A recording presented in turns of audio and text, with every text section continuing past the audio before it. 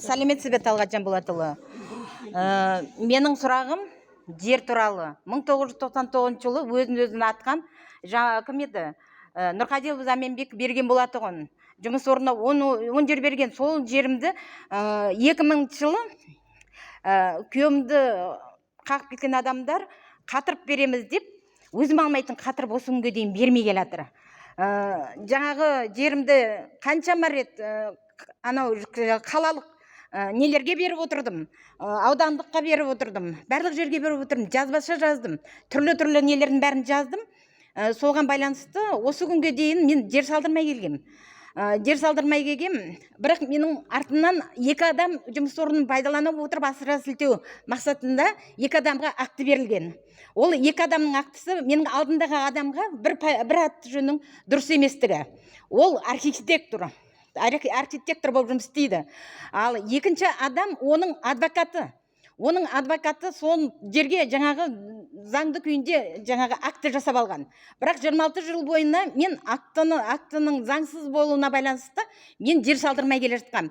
Бірақ сол жерімді былтыр алдыңғы жыл біреу салайын деп жатыр екен, жылда салайын деп жатқан кезде мен тоқтатып тастайтынмын. Бір рет ағашпен қоршадым, бір рет темірмен қоршадым, алып тастады. Одан кейін жаңағы 23 жылдан 24 жылдың арасында біреулер үй салайын деп жатыр екен. Мен ол жерді тағы да тоқтатып тастағам. Одан кейін бармаған болады ауруыма байланысты. Сонымен жаңағы жерді азамат 5 кемпірішке документ өткізгем. Только менде извещениені өткізген тұғымын. Ол сенің извещениең жарамайды деді маған. Жер бөліміне хабарлас дедім. Мен жер бөліміне хабарласпаймын дедім. Өткені мен 2 рет сотқа бердім.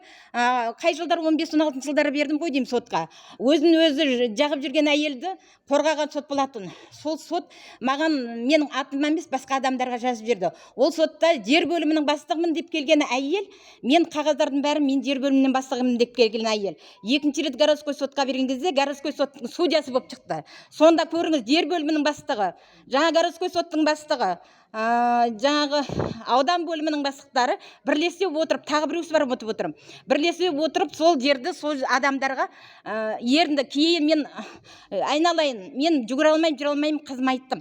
Мен өз жерімді ешкімге беруге тырыспаймын дедім. Сол жерді жаңағы өздерін жүгіріп жүріп, аласыңдар ма, сатасыңдар ма, үй саласыңдар ма, өздеріңіз істейсіңдер дедім. Ол менің заңды жерім дедім. Сонымен қызыма бергем, ол бір кісіге берген. Бір кісі, ол кісі бүйтіп айтқан. Анау Хорошо, аналарда сөйледі ғой 5 сағат. Тарапа кешіресіз. Мен бұл сұрағыңызды осы 7 ай болды ма, осы жағалаудан әкім болғаныма, айына бір рет сол сұрағыңызды естіп жатырмын. Сіз дұрыс айтасыз. Кезінде Нұрмек Қалабаев ағамыздың кезінде ол жер берілген. Мен ол мәселені де білемін. Мен сізге бірақ айттым, апа, маған бүкіл заңдастырылған, сізге нақты берілген, сіздің марқұм күйеуіңізге берілген документтеріңіз бәрін әкеліңізші. Бірге қарап, сотқа жүгініп қалап, оны істей аламын. Енді мен сізге бір қызық әңгімені айтайын. Одан мен сізге уже бірнеше рет айттым. Жоқ. Ол учаскеге, ол біздікі емес, біз ол жер телімдерін бөлмейміз. Осы жерге мысалға қаншама халық жиналды, сол тек біздің Алатау ауданынан сол сұрақтың комиссиясының бастығы бүкіл жаңағы комиссия қайт адамдар шақырды. Мен сізге айттым, Сарапа, маған келіңіз, бірге сотқа жүгінейік, жақсы ма?